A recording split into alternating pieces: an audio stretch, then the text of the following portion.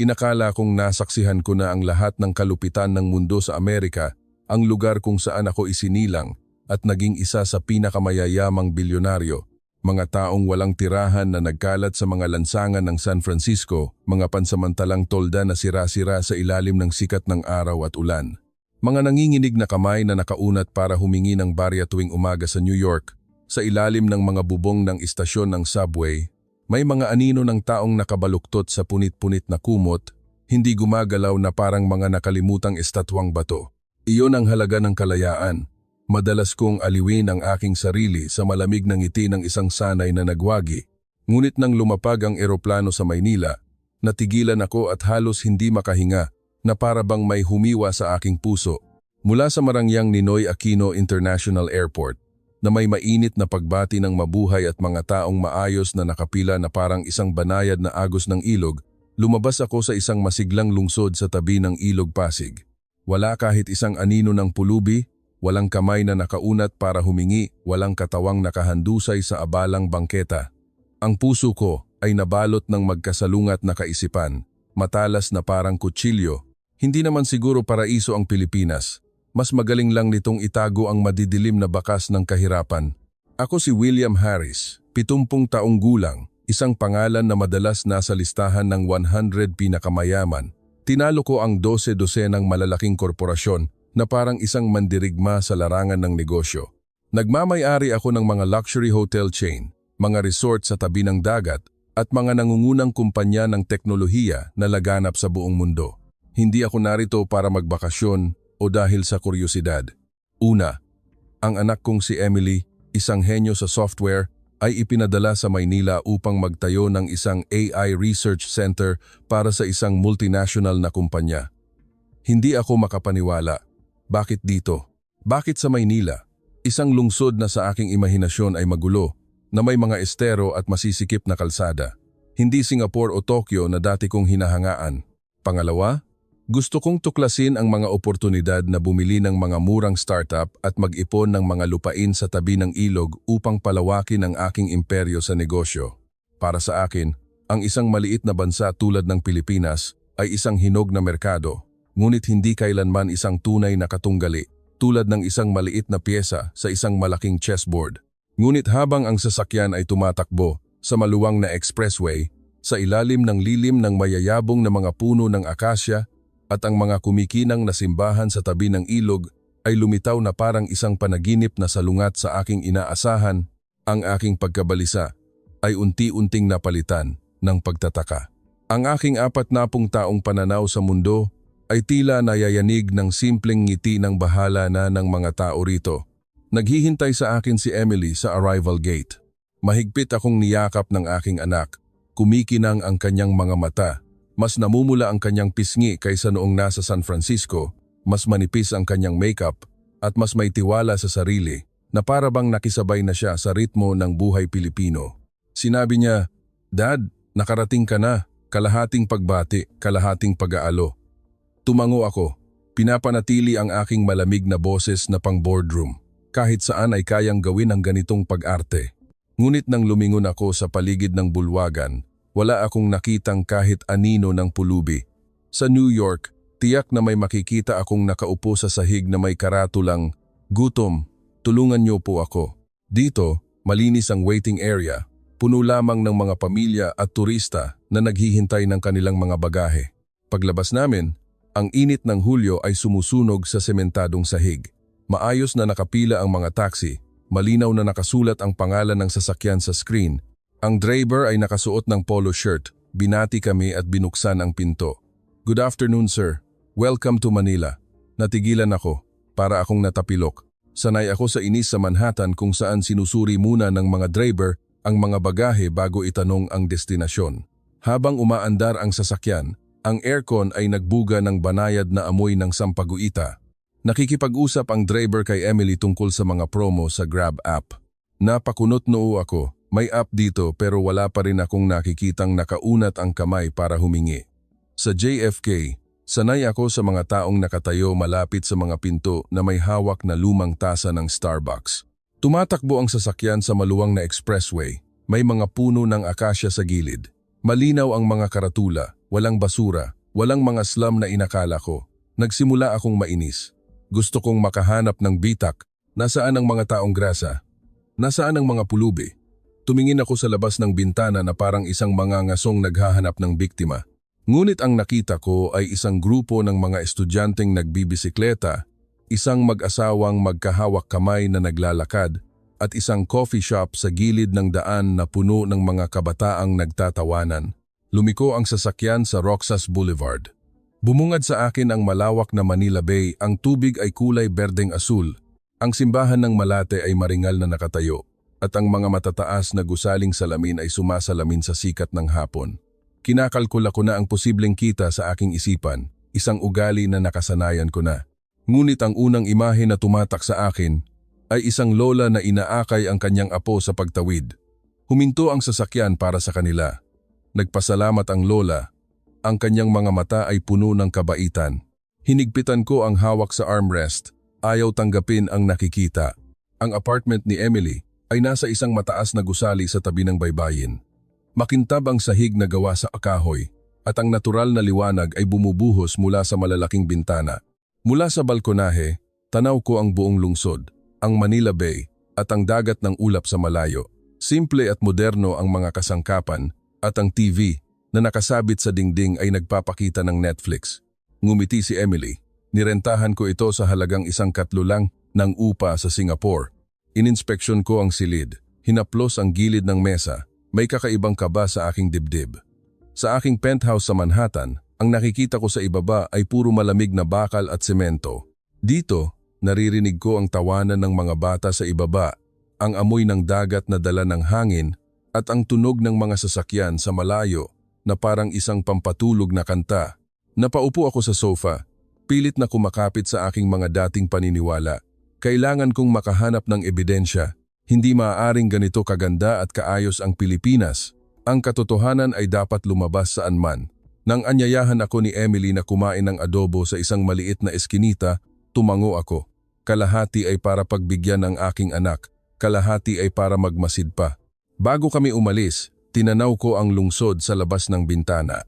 Ang papalubog na araw ay nag-iwan ng kulay kahel na guhit sa ibabaw ng tubig. Ang mga ilaw mula sa mga barko ay kumikislap sa malayo na parang mga naliligaw na bituin. Napakunot noo ako. Kung ito ang katotohanan, marahil ay nagkamali ako sa buong buhay ko. Nang tanghaling iyon, dinala ako ni Emily sa isang eskinita sa distrito ng Malate, ilang minuto lang mula sa baybayin. Excited ang aking anak. Dad, kailangan mong subukan ang adobong Manileno. Mura lang pero walang katulad ang lasa. Itinaas ko ang gilid ng aking labi, sanay sa mga 5 big star restaurant, mga puting mantel at libu-libong dolyar na alak. Paano ako mapapahanga ng isang kainan sa eskinita ng Pilipinas? Ngunit pagpasok ko, natigilan ako. Maliwanag at malinis ang lugar, maayos na nakahanay ang mga mesang gawa sa kahoy. May mga nakasabit na orkidyas sa may pintuan. Walang amoy ng luma na inaasahan ko. Isang grupo ng mga kabataang server ang bumati sa amin.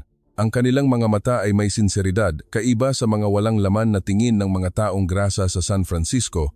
Doon, nakaupo sila sa harap ng mga pintuan ng restaurant na may mga karatulang, "Gutom, tulungan niyo po ako." Dito, wala ni isa man. Malinis ang bangketa. May mga estudyante lang na nagpark ng kanilang mga bisikleta at nagtatawanan. Medyo nadismaya ako. Nawala ang ebidensyang hinihintay ko. Inihain ng server ang isang mangkok ng mainit na adobo. Ang umuusok na amoy ng toyo, suka, bawang at paminta ay nakakagutom. Kumuha ako ng tinidor at kutsara at sinubukan ito. Sa unang subo, ang malinamnam na lasa ay bumalot sa aking dila. Ang manok ay malambot at makatas. Bawat kagat ay nagpapatigil sa akin at ang puso ko ay tumibok ng di normal. Nakapagbayad na ako ng daan-daang dolyar para sa pasta sa Manhattan, ngunit hindi ito kasing lalim ng lasang ito. Ngumiti si Emily. "Sabi ko sa iyo, Dad, may mga bagay dito na hindi nasusukat ng pera. Gusto kong tumutol, ngunit abala ang bibig ko sa susunod na subo. Masarap nga, pero pagkain lang ito ng masa, hindi maikukumpara sa world-class na fine dining." Pagkasabi ko niyon, nakita kong natigilan ang server, ngunit ngumiti pa rin siya ng magalang. Noon ko lang napagtanto na ang sinabi ko ay hindi lang pagtanggi sa pagkain, kundi pag-atake sa dangal ng kanilang buong kultura.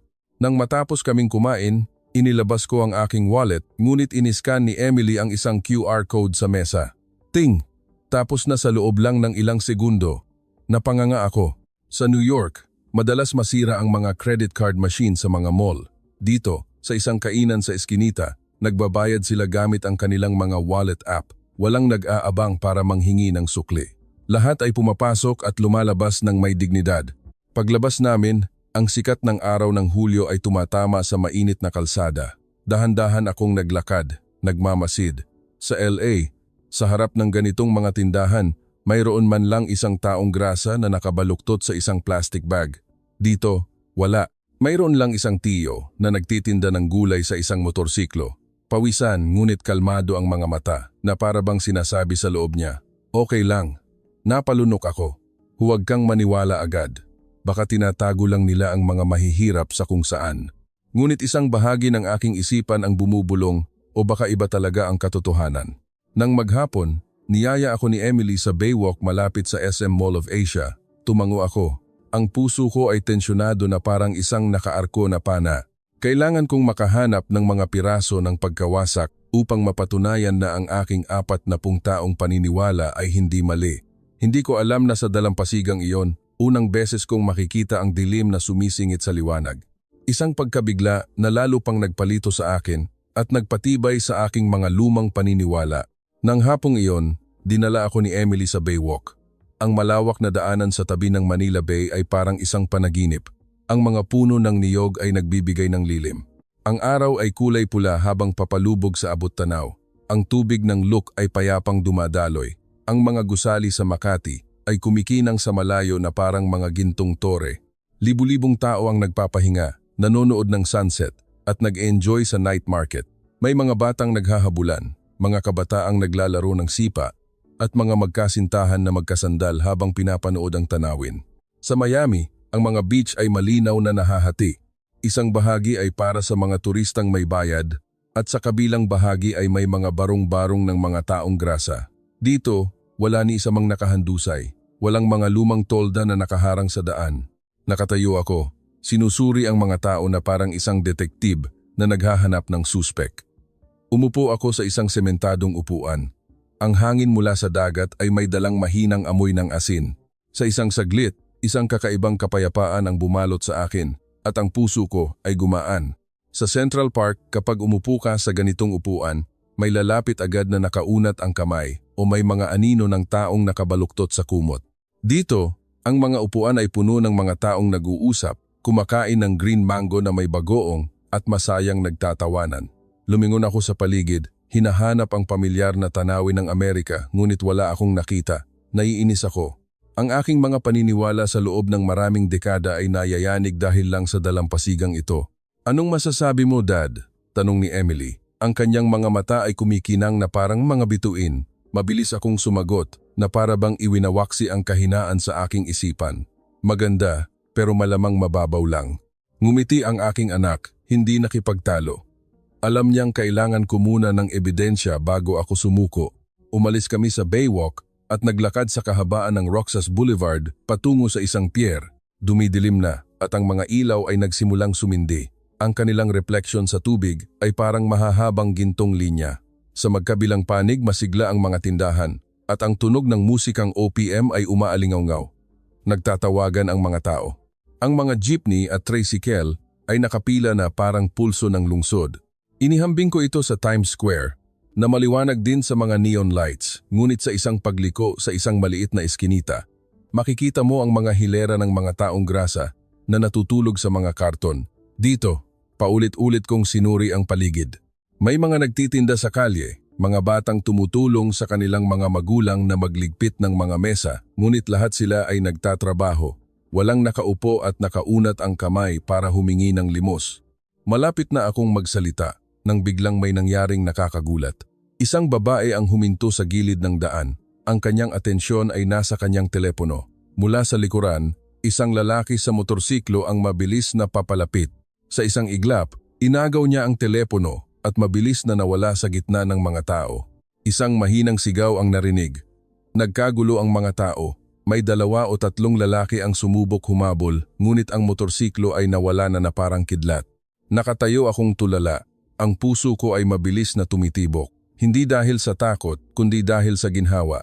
Ito na ang bitak na hinihintay ko. Alam ko na, bulong ko. Walang lugar na perpekto. Lahat ay may madilim na sulok. Niyakap ni Emily ang babae at tumawag ng pulis sa mahinahong boses. Tiningnan ko ang aking anak, pagkatapos ay ang nagkakagulong mga tao. Ang aking isipan ay gumuhit ng isang malinaw na paghahambing. Sa Amerika, ang kahirapan ay hayagang nakikita sa pamamagitan ng mga hilera ng mga taong grasa. Dito, ang kahirapan ay nagtatago sa pamamagitan ng biglaang pagnanakaw. Mabilis na umuunlad ang lipunan kaya't ang kahirapan ay pumipili ng ibang paraan para mabuhay. Hindi sa pamamagitan ng pag-unat ng kamay, kundi sa pamamagitan ng pagkilos na parang anino sa dilim. Umalis kami sa dalampasigan sa katahimikan. Sa apartment, napaupo ako sa sofa, pinagmamasdan ang maliwanag na lungsod. Nagbuhos si Emily ng tubig at mahinang nagsalita, "Dad, kahit saan may problema, pero huwag mong itakwil ang lahat ng liwanag dahil lang sa isang madilim na sulok." Hindi ako sumagot. Ang aking isipan ay puno pa rin ng ugong ng motorsiklo at ang nawawalang telepono. Naalala ko ang mga imahe kaninang umaga, ang modernong airport, ang komportableng apartment sa tabi ng baybayin na walang mga pulubi. At pagkatapos, ang pagnanakaw ay dumating at sinira ang lahat. Hinigpitan ko ang hawak sa upuan, pilit na kumakapit sa aking mga paniniwala upang hindi ito gumuho. Sa likod ng liwanag, laging may anino.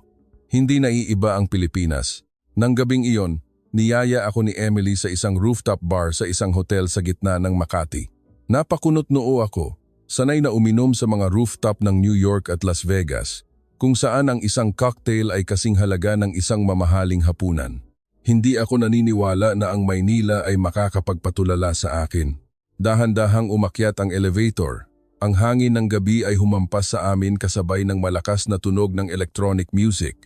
Pagbukas ng pinto, bumungad sa amin ang malawak na tanawin ng lungsod. Ang Ilog Pasig ay kumikinang. Ang mga lumang simbahan sa Intramuros ay maringal na nakatayo na parang gintong mga dragon. At sa malayo, ang madilim na dagat ay may mga kumikinang na ilaw mula sa mga barko. Napigil ko ang aking hininga. Kahit gusto kong itanggi, kailangan kong aminin na ang tanawin na ito ay hindi mas mababa sa mga ipinagyayabang ko sa aking mga kaibigang bilyonaryo. Nag-order si Emily ng sinigang-inspired na mocktail. Pumili ako ng red wine. Ang waiter ay nagbuhos nito ng may kasanayan. Ang kanyang mga kamay ay maayos na parang sa Manhattan. Inikot ko ang baso. Ang liwanag ay gumuhit ng mahabang pulang linya sa salamin.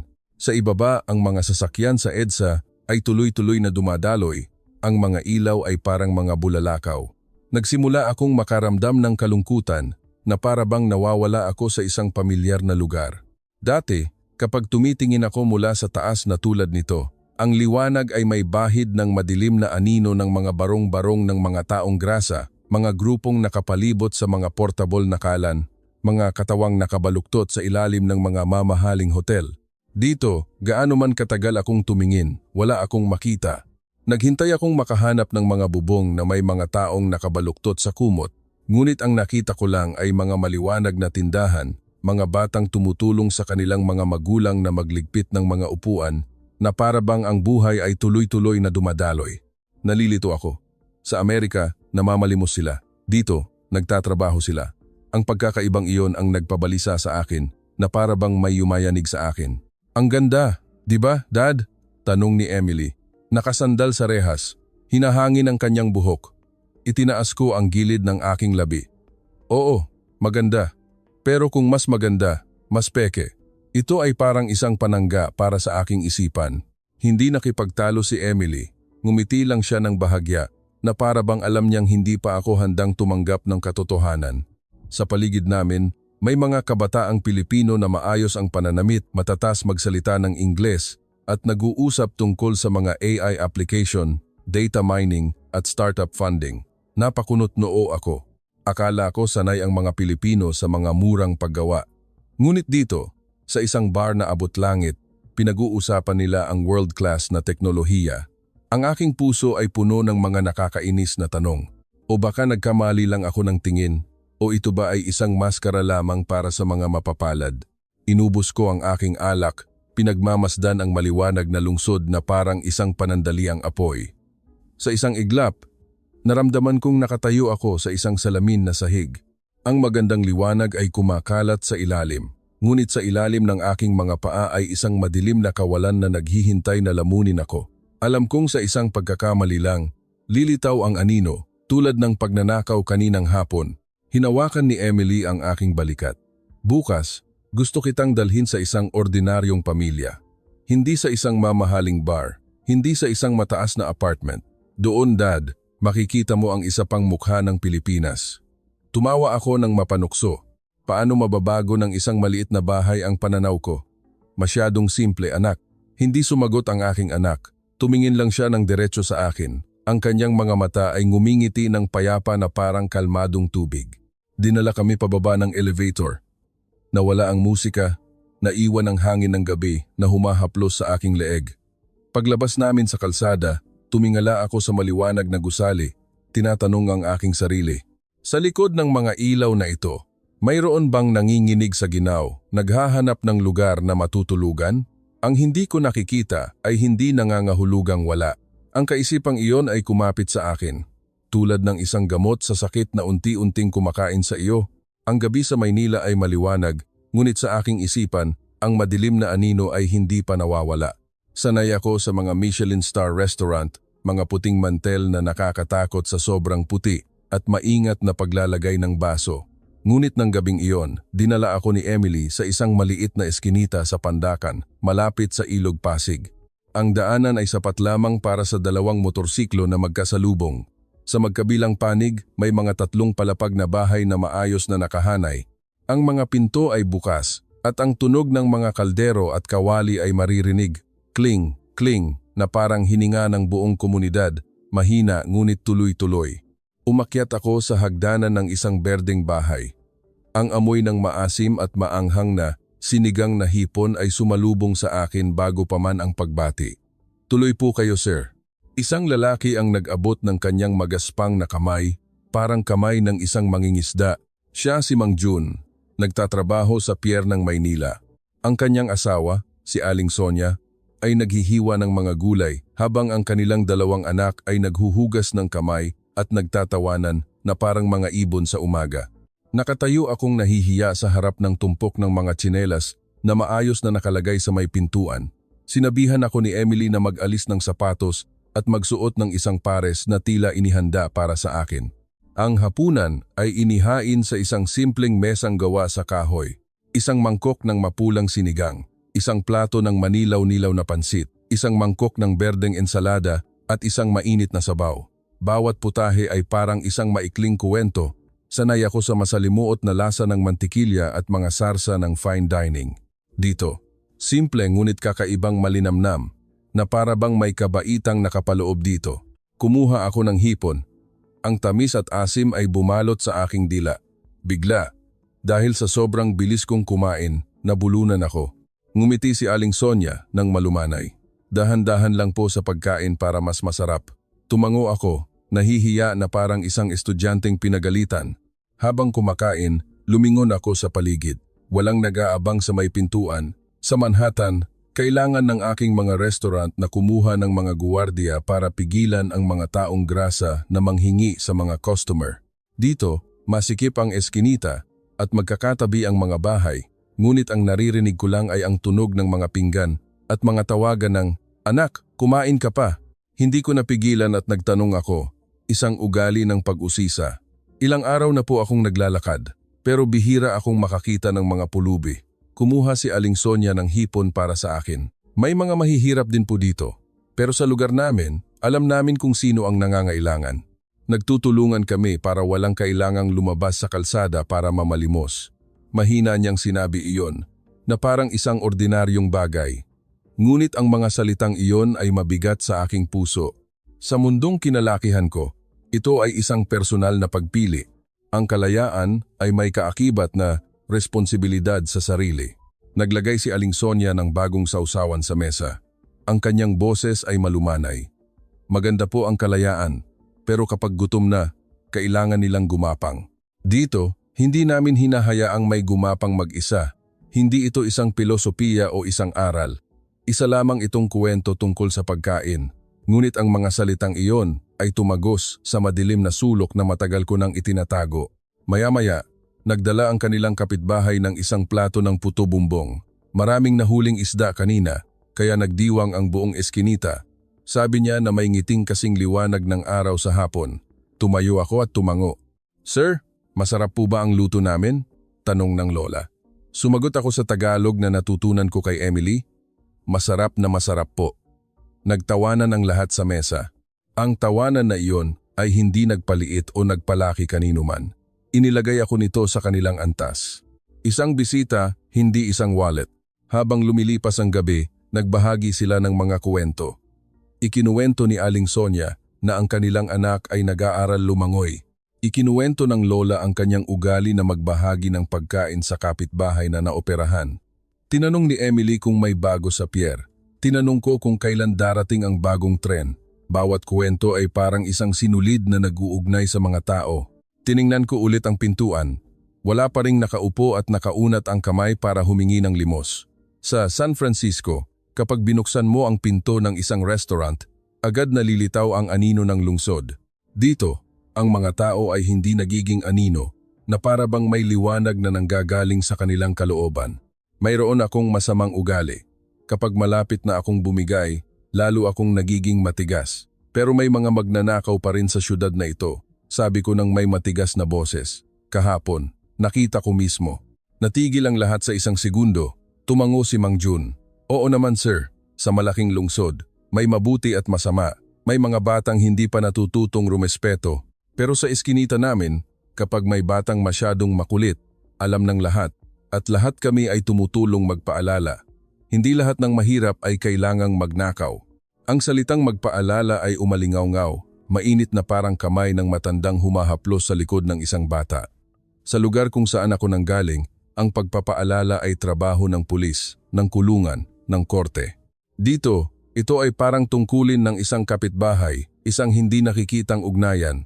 Pagkatapos ng hapunan, niyaya kami ni Aling Sonia na umupo sa labas at uminom ng tsaa. Ang hangin mula sa dagat ay may dalang mahinang amoy ng asin. Ang eskinita ay naging isang mahabang sala.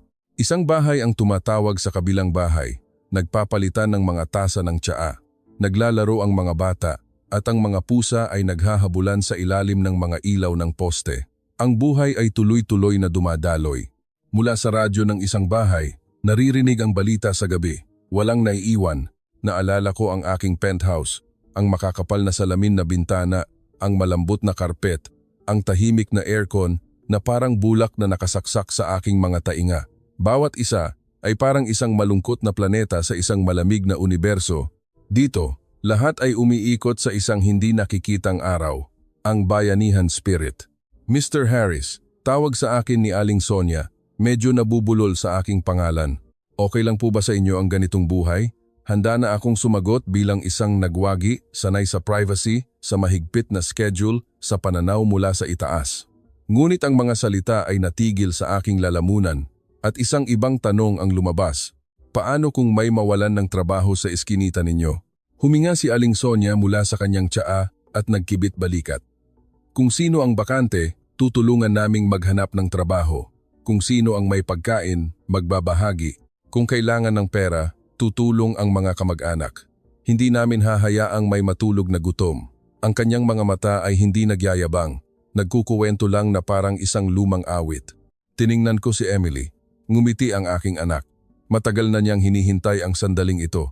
Alam niyang ayaw ko sa mga murang romansa. Hindi niya sinabing, "Kita mo na dad ang ganda ng Pilipinas." Hinayaan niyang ang mga Pilipino mismo ang magsalita sa pamamagitan ng isang hapunan sa harap ng kanilang bahay, sa pamamagitan ng pagtango kapag umiihip ang hangin. Ayaw kong aminin, ngunit ang puso ko ay tumitibok sa ibang ritmo. Hindi ritmo ng kaba o ng pagmamataas, kundi ritmo ng isang taong masyadong matagal nang nabuhay sa isang saradong silid. Nang magpaalam kami, inabutan kami ni Aling Sonia ng isang maliit na supot ng pinatuyong mangga at kalamansi mula sa kanilang bakuran. "Sa susunod po ulit," sabi niya. Binuksan ko ang aking bibig para magpasalamat sa Tagalog, ngunit nabubulol ako. Nagtawanan ang buong pamilya. Ang tawanan na iyon ay umabot sa dulo ng eskinita. Ang hangin ay may dalang amoy ng dahon ng dayap. Lumingon ako at nakita kong bukas pa rin ang mga bintana, hindi nakakandado, na para bang hindi sila takot sa mundo sa labas. Nabubuhay sila sa gitna ng isa't isa, may nasa likod, may nasa harap. Sa sasakyan pabalik, tahimik ako. Ang lungsod ay maliwanag, ngunit hindi na nakakasilaw. Parang nasanay na ang aking mga mata sa liwanag. Naalala ko ang mga nakaunat na kamay sa Union Square, ang malamig na mga bubong sa New York. Mula hapon hanggang gabi, wala akong nakitang nakaunat na kamay para humingi. Sa halip, mga kamay na nag-aalok ng pagkain, ng tubig, tumutulong sa isang batang natapilok sa hagdanan. Dati, naniniwala ako na ang kayamanan ay mga numero sa isang balanse. Ngayong gabi, ang kayamanan ay isang harap ng bahay na sapat para upuan ng maraming tao. Mahinang nagtanong si Emily. "Okay ka lang, Dad?" Tumango ako, gumaan ang aking likod. Gusto kong magpasalamat sa paglabas niya sa akin mula sa aking hawlang salamin, ngunit hindi pa ako makapagsalita. Tiningnan ko na lang ang madilim na ilog, ang mga ilaw ng bangka, ay parang mga kuwit sa isang mahabang pangungusap. Bago matulog, binuksan ko ang balkonahe. Ang hangin ay may dalang tawanan mula sa ibaba. Matagal akong nakatayo doon, ang aking mga kamay ay nakapatong sa malamig na salamin. Sa dilim, bumalik ang dati kong tanong, ngunit hindi na kasing talas. Saan napunta ang mga pulubi? Sa unang pagkakataon, sa halip na maghanap ng isang salungat na sagot, gusto kong makinig. Kinabukasan ng umaga, niyaya ako ni Emily sa Rizal Park para magpakain ng mga ibon. "Doon, Dad, makikita mo ang isa pang uri ng kayamanan," sabi niya. Hindi ako naniwala sa mga walang laman na pangako, ngunit kakaiba. Pagkatapos ng gabing iyon, hinintay ko ang pagsikat ng araw. Kinabukasan, ginising ako ni Emily ng maaga. Hindi ako sanay gumising bago sumikat ang araw. Sa edad na 70, pinahahalagahan ko ang bawat minuto ng tulog na parang ginto. Ngunit iginiit ng aking anak, "Kailangan mong pumunta sa Luneta, Dad. Maiintindihan mo." Sumakay kami ng taxi papunta sa parke sa tabi ng Manila Bay. Madilim pa ang langit at may hamog na bumabalot sa tubig. Ang maliliit na alon ay humahampas sa pampang na parang isang paanyaya. Pagbaba ko, natigilan ako. Libu-libong kalapati ang bumalot sa malawak na espasyo, nakahanay sa mga gilid ng bubong, nagkukumpulan na parang isang kulay abo at pilak na masa. Ang mga tao ay nagdadala ng mais at bigas. Ang mga ibon ay bumababa. Ang kanilang mga pakpak ay lumilikha ng malakas na tunog. Isang bata ang tumakbo sa gitna ng kawan. Ang kanyang malinis na tawa ay mas malakas pa sa tunog ng mga alon. Tumingala ako at nakita ko ang mga lolo at lola na nagsasanay ng tai chi, dahan-dahan na parang umaagos na tubig. Isang grupo ng mga babae ang naglalakad sa paligid ng parke na may dalang mga termos ng tsaa. Ang mga kabataan ay naglalaro ng sipa, masikip, ngunit hindi nagsisiksikan. Parang kabaitan na dumadaloy. Ang tanong ay biglang sumagi sa aking isipan. Sa ganitong lugar, saan napupunta ang mga mahihirap at mahihina? Bakit wala akong nakikitang nakaunat ang kamay para humingi ng limos? Sa San Francisco, kahit anong oras ka maglakad sa parke sa umaga, makakakita ka ng mga hilera ng mga tolda, mga bote ng alak na kumakalansing. Ang mga bata ay hindi kailanman lumalapit. Dito, hinahayaan ng mga magulang ang kanilang mga anak na tumakbo sa gitna ng mga ibon. Kapag nadapa, tumatawa lang sila. Kailangan kong aminin, ang tanawin na iyon ay bihira kahit sa pinakamayayamang lungsod. Binigyan ako ni Emily ng isang supot ng mais. "Subukan mo, Dad." Nag-alinlangan ako. Pagkatapos ay iniunat ko ang aking kamay. Ang mga ibon ay bumaba. Ang kanilang mga pakpak ay dumampi sa aking braso. Ang malamig na dampi na iyon ay nakakagulat. Napatawa ako ng malakas at totoo. Sa unang pagkakataon sa mahabang panahon, isang batang lalaki ang lumapit. Kumikinang ang kanyang mga mata. "Hello, Lolo." Pagkatapos ay hinawakan niya ang aking kamay at nagdagdag ng mais. Tiningnan ko siya at ang aking puso ay nakaramdam ng kirot. Sa Amerika, ang mga batang kasing edad niya ay tinuturuan na huwag makipag-usap sa mga estranghero. Dito, binati nila ako at isinama sa kanilang kasiyahan. Tinanong ko si Emily, "Bakit walang mga pulubi dito?" Sa Central Park, hindi kumpleto ang umaga kung wala sila. Nagkibit balikat si Emily. Dito, kapag may problema, alam ng mga kapitbahay. Hindi sila hinahayaan ng komunidad na lumabas sa kalsada. Nagbabahaginan sila. Walang naghihintay ng awa. Natahimik ako. Gusto kong sabihin na mababaw lang iyon, ngunit isang lolo ang lumapit at nag-abot ng isang maliit na supot ng tsaa. Kapag may bisita, may pasalubong. Hindi namin hinahayaan ang mga bisita na umalis ng walang dala. Tinanggap ko ang supot at ang puso ko ay tumibok ng mas mabagal. Sa loob ng maraming taon sa Amerika, hindi man lang alam ng aking mga kapitbahay ang aking pangalan. Ang mga regalo ay mga kontrata sa lupa. Dito, ang isang maliit na supot ng tsaa ay nagparamdam sa akin na ako ay bahagi ng komunidad, mas mahalaga kaysa sa $1,000 na bote ng alak sa isang business party. Sumikat na ang araw. Kumalat na ang mga ibon. Ang tunog ng mga sasakyan ay maririnig sa malayo. Napaupo ako sa isang sementadong upuan, pinagmamasdan ang kumikinang na tubig ng Luke. Ang aking isipan ay kumakapit pa rin sa aking mga paniniwala. Dapat may mga mahihirap sa kung saan na hindi ko pa nakikita. Ngunit isang ibang boses ang bumubulong.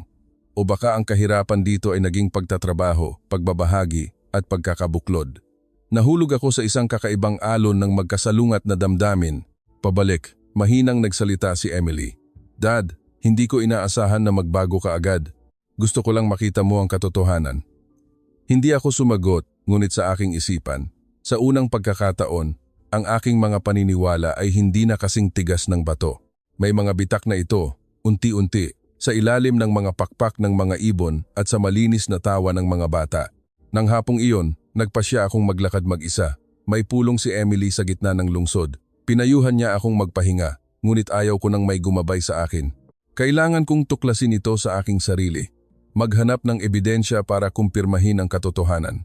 Hindi maaaring puro kulay rosas ang syudad na ito. Naglakad ako sa kahabaan ng kalsada sa Ermita, malapit sa malawak na baybayin. Ang sikat ng araw ay nag-iwan ng kulay kahel sa mga matataas na hotel at mga puno ng niyog. Ang tunog ng mga alon ay humahalo sa mga busina ng sasakyan, lumilikha ng kakaibang ritmo. Sumilip ako sa isang maliit na eskinita, wala pa ring nakabaluktot na katawan na nakaunat ang kamay. Puro mga tindahan lang, mga batang naglalaro, at mga lolo at lola na umiinom ng kape sa harap ng kanilang mga bahay. Nainis ako na parang isang mangangasong hindi makita ang kanyang biktima. Huminto ako sa isang coffee shop sa gilid ng daan. Mga berdeng plastik na upuan ang nakahanay. Nag-order ako ng malamig na kape. Sinabi ni Emily na subukan ko ito.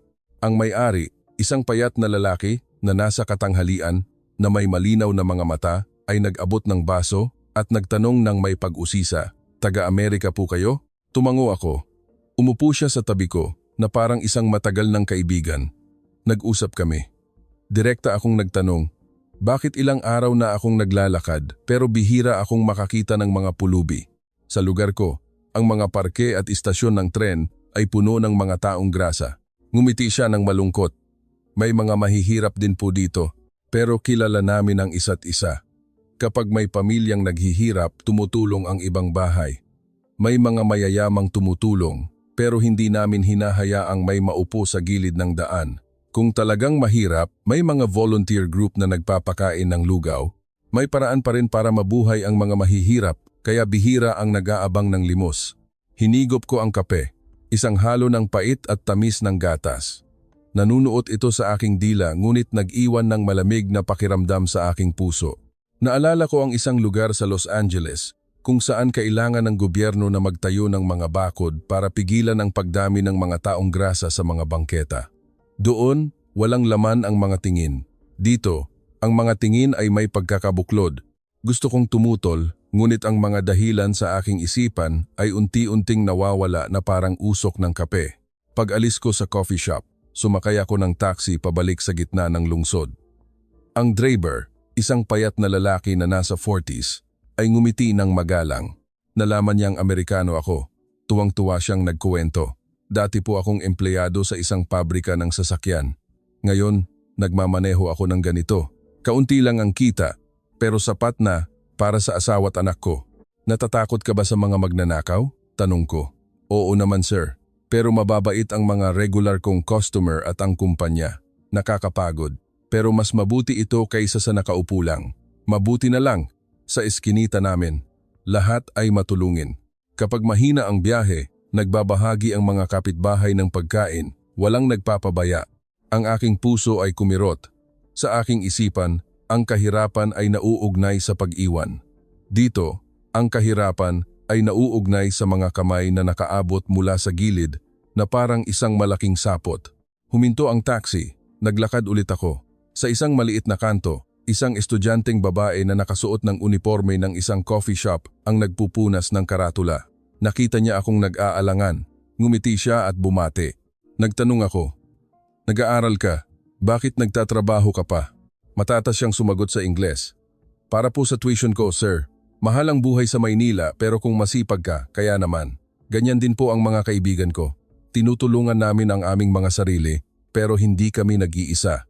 At idinagdag niya, "Lahat kami takot sa mga magnanakaw pero handa kami." Ang syudad na ito ay parehong malupit at nagtuturo sa amin na maging malakas. Ang kanyang boses ay malinaw, ang kanyang mga mata ay maliwanag, ngunit ang kanyang mga salita ay puno ng determinasyon. Tumango ako. Naalala ko ang mga teenager sa Amerika na sumusuko sa unang pagkadapa.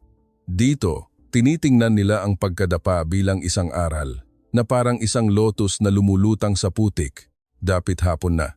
Napaupo ako sa isang plastik na upuan sa labas ng isang tindahan, umiinom ng malamig na kape na nagkakahalaga lamang ng 50 piso. Ikinuwento ng may-ari na minsan, isang kapitbahay ang nagkasakit ng malubha. Nagtulungan ang komunidad para makalikom ng pera para sa ospital. "Dito, sir," sabi niya nang mahina na parang hininga. "Ang mga kapitbahay ay parang kamag-anak. Kaya bihira kang makakita ng mga pulubi sa gilid ng daan." Sa unang pagkakataon, ang sagot ay naging malinaw. Hindi na kailangan ng palamuti. May kaunting pulubi sa Pilipinas, hindi dahil mas mayaman sila, kundi dahil hindi nila iniiwan ang isa't isa. Ang realisasyon na iyon ay parang isang matulis na karayom na tumusok sa pinakamalalim na bahagi ng aking puso, ang bahaging matigas na bato pagkatapos ng maraming taon ng pamumuhay sa isang lipunang nakatingala at hindi lumilingon. Alam kong darating ang sandaling ito. At sa unang pagkakataon sa aking buhay, natakot ako. Natakot ako na kapag tinanggap ko ito, kailangan kong sirain ang pader na itinayo ko sa loob ng 40 taon. Nang hapong iyon, dinala ako ni Emily sa isang maliit na eskinita sa lugar ng Sampaloc. Ang daanan ay sementado, sapat para sa 2 motorsiklo na magkasalubong. Ang mga bahay ay magkakatabi, ang mga pinto ay bukas, at ang tawanan ng mga bata ay maririnig na parang isang koro. Nagtaka ako, "Sigurado ka bang bahay ito ng kaibigan mo? Hindi isang mamahaling hotel o isang mataas na kondo?" Tumango si Emily. "Oo, Dad. Dito, makikita mo ang mga bagay na hindi nabibili ng pera." Huminto kami sa harap ng isang 3 palapag na bahay na kulay dilaw. Ang kahoy na pinto ay bukas at sa loob, masigla ang mga tao at ang kanilang mga boses ay umaalingaw-ngaw. Naramdaman kong napunta ako sa ibang mundo. Isang lolo na puti na ang buhok ang nakaupo sa isang silyang yantok. Ang kanyang mga mata ay nakangiti na parang isang gasuklay na buwan. 2 apo ang naghahabulan ng isang laruang plastik na kotse.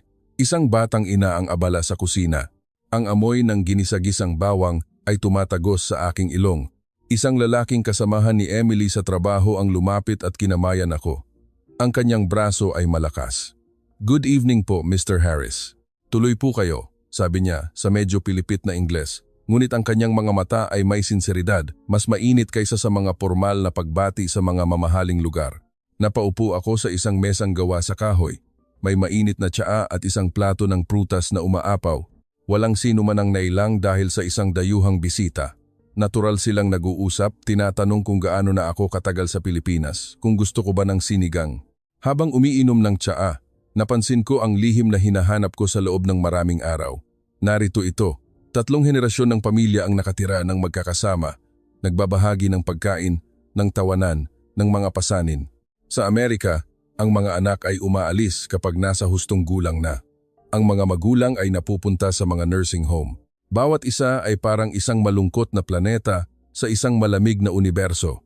Dito, sila ay magkakaugnay na parang isang kalawakan sa paligid ng isang sentro. Tinanong ko, "Bakit hindi kayo maghiwa-hiwalay para mas komportable?" Tumawa ang ama. "Dito po, maraming pamilya ang pinipiling manatiling magkakasama. Ang mga lolo't lola ang nag-aalaga sa mga apo. Ang mga magulang ay nagtatrabaho. Ang mga Ang mga bata ay lumalaki sa yakap ng pamilya. Nagbabahaginan kami ng mga pasanin para walang maiiwan. Dahan-dahang nagsalita ang lolo. Noong unang panahon, sobrang hirap ng buhay. Nagbabahaginan ng mga kapitbahay ng kamote. Ngayon, medyo guminhawa na.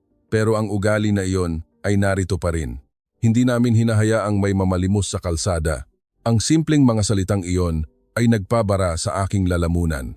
Naalala ko ang mga lansangan ng San Francisco, ang mga taong grasa na nakabaluktot sa ilalim ng mga bubong, ang mga taong dumadaan na parang hindi sila nakikita.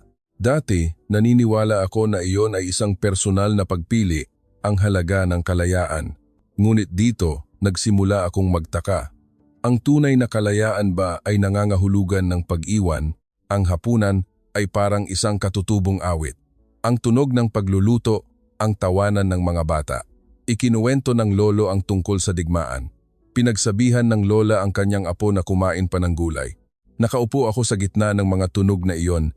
Ang aking puso ay kakaibang walang laman.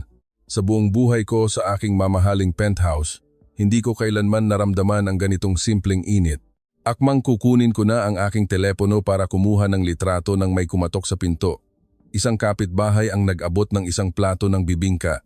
May bisita pala kayo. Makikikain po, sabi niya nang may malumanay ng ngiti. Tumayo ako, nahihiya.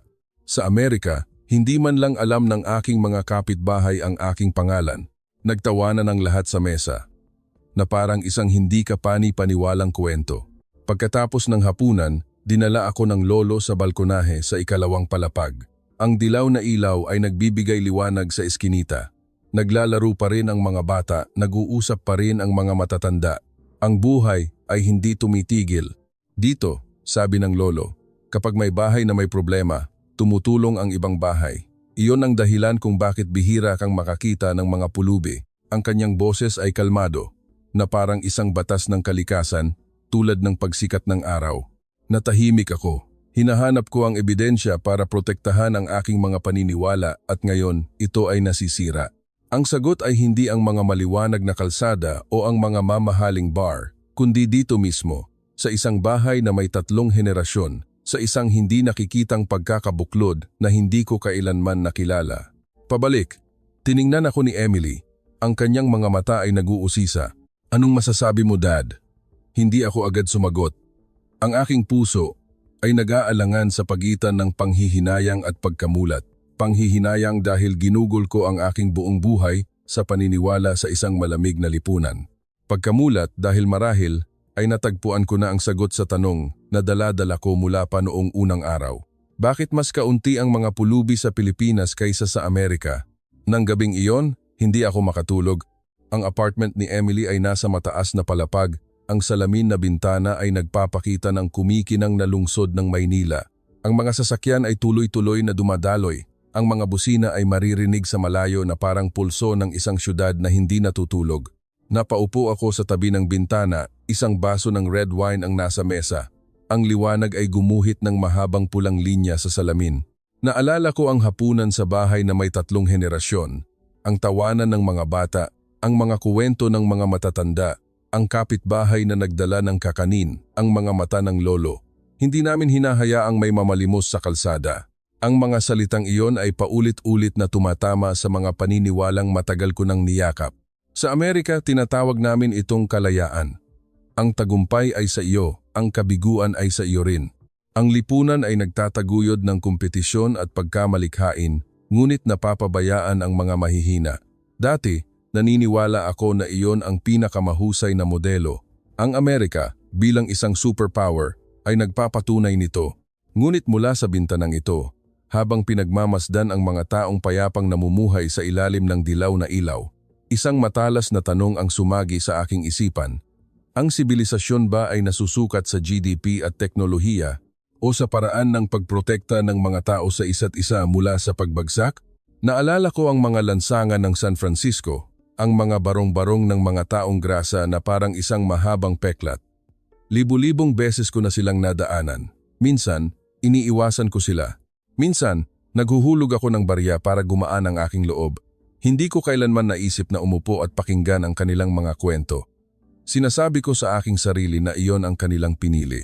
Ngunit nang marinig ko ang mga Pilipino na nagsasabing hindi namin hinahayaang may maupo sa gilid ng daan, ang aking mga dahilan ay naging malupit.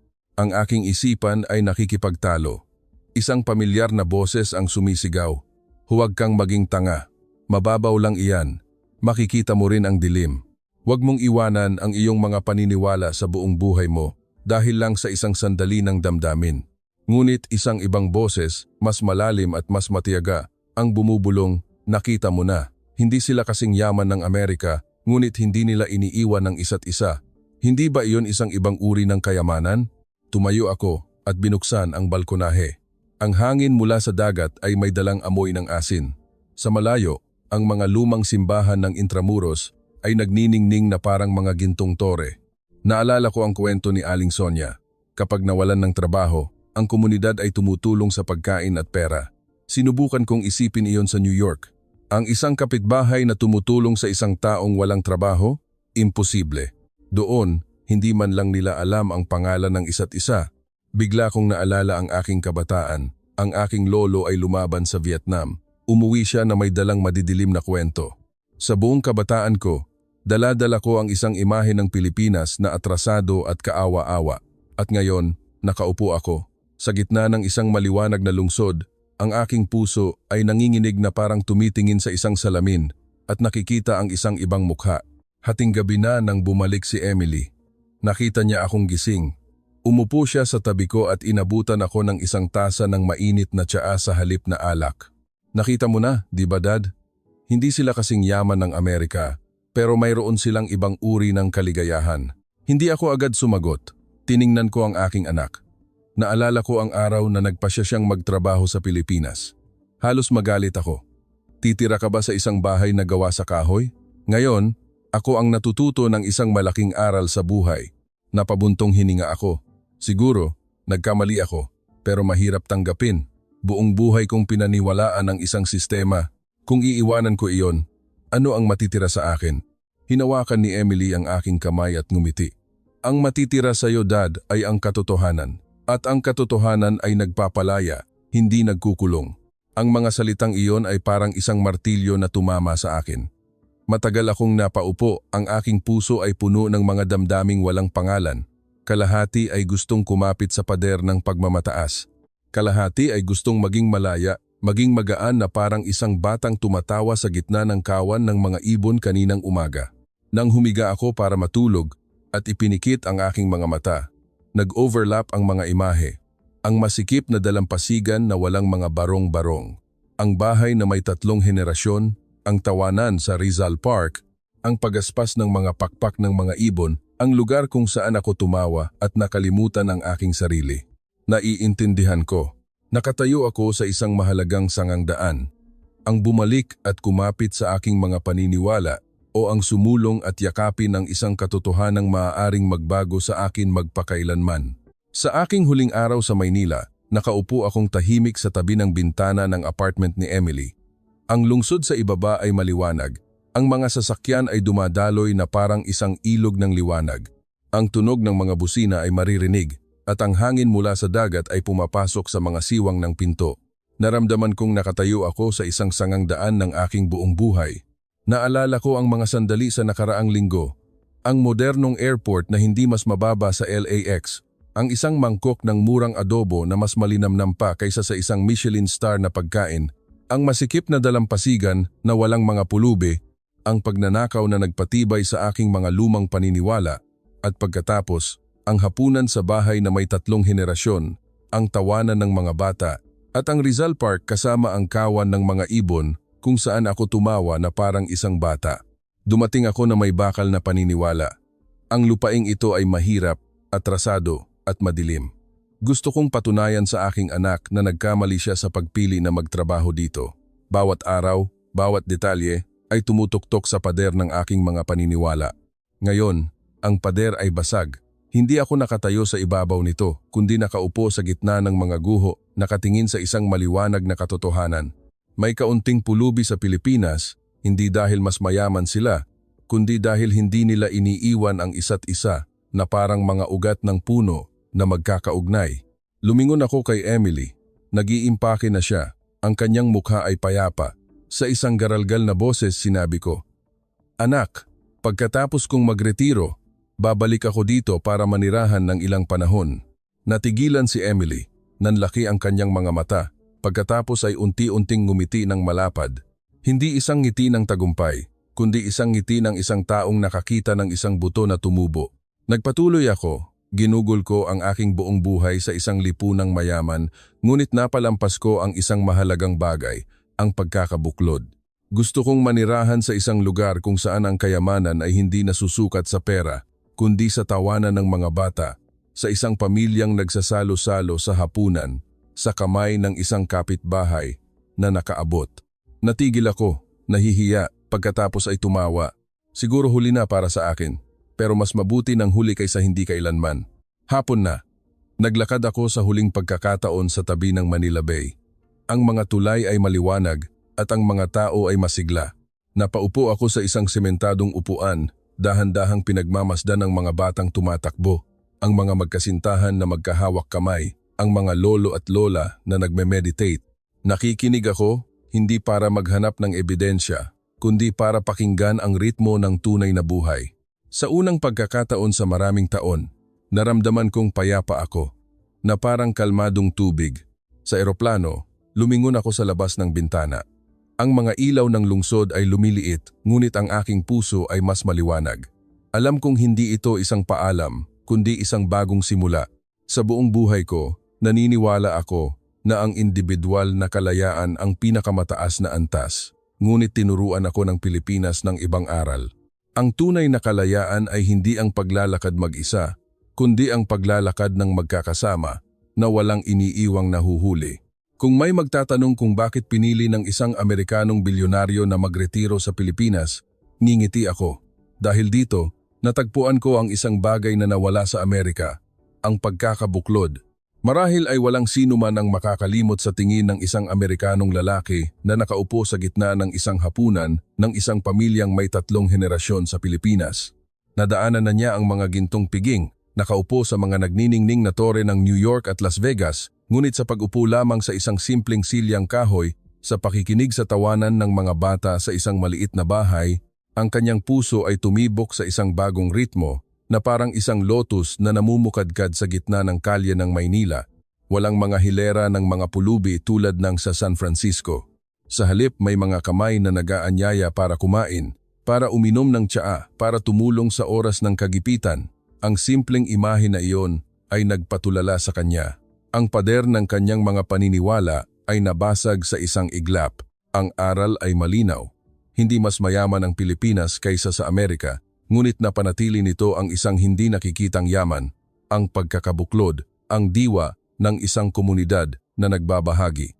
Na parang isang lotus na lumalabas sa putik, ang bansang Pilipinas ay bumangon mula sa mga guho ng maraming beses, lumilikha ng isang tahimik na lakas na kailangang tingnan ng mundo.